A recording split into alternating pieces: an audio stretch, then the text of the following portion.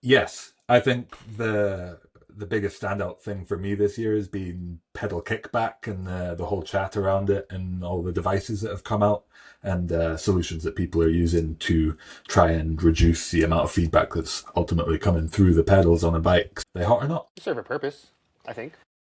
Extra hot, extra hot. Mary. How many different ones have you used? I've had a little bit of time on the O chain and then a lot of time on the Impact, and No hub yeah, devices yet for you? no hub devices. I guess I've spent quite a bit of time on the 18 point of engagement DT Swiss hubs in the past, which is pretty much the same thing, um, if not quite. Forgive me for interrupting this. I'm old and new. I don't know podcasts. I feel like how loud he is going to be picked up by this microphone and then going to be an echo situation. Well, Boomer, we did a test prior to this to make sure that it sounded okay.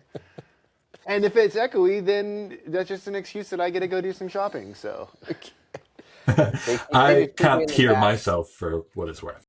They just keep me in the back, and they're like, "Hey, get the old guy now. He's ready for his cameo." All right.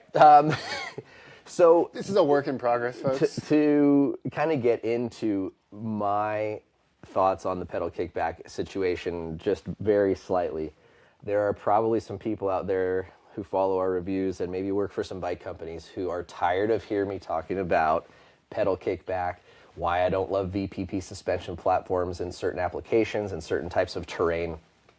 I am a big advocate for smooth, supple suspension platforms and suspension that prioritizes downhill performance, braking performance, over pedaling performance. So to me, I am loving the trend. Bring on the downhill performance. I'm okay suffering a bit more on the uphills because I want the downhills to be as good as they can be. So yes, very hot. I think a lot of these devices too, other than Rimpack, which I don't know if Rimpack is adjustable. Is it, Rob? Not really. You can get two Not different really. styles of like stiffnesses of spring for it, but outside of that, it's mainly unadjustable. Okay, so with like the O chain, you can turn it off, so you're essentially having no impact on your climbing other than like the added weight. And then same thing with a lot of these hub-driven devices. It's not really impacting your climbing as much as like say an O chain fully open. Like you can when you do that like half crank stop pedal and you have to wait for it to re-engage, you can really feel it and it affects you. But I don't really think they're doing much affecting uphill performance outside of really just the O chain or the Rimpact in sense. If you The guys could pick, Rimpact, sorry, sorry, go ahead, Rob. the Rimpact is wild when you first get on it. The feeling when you're soft pedaling it of just the like springs catching up with you and then disengaging is crazy. Like everyone who hopped on the bike was like, "What on earth's going on with your bike? Like this is horrible."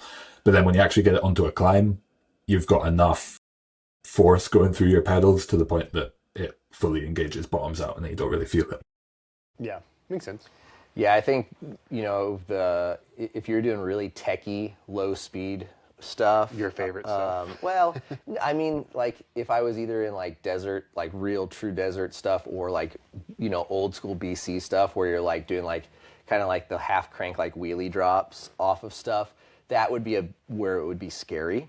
And a downside. But again, whether it's a kickback device mitigation system or polarizing geometry or suspension platforms, I like the fact that different products are made differently for different applications. If everything was just made to work in one place, then like there would be so many people that would have to compromise a bike just because a bike is built to do well in the Pacific Northwest. So yeah, if you love doing wheelie drops off skinny ladder bridges at like 1 mile an hour, like probably you don't want or need and would not benefit from having a kickback device. But if you're charging over washboards or like super chunky stuff in the desert or routes that are like slowing down your speed and giving you a lot of feedback and fatigue, then it's a no-brainer to me.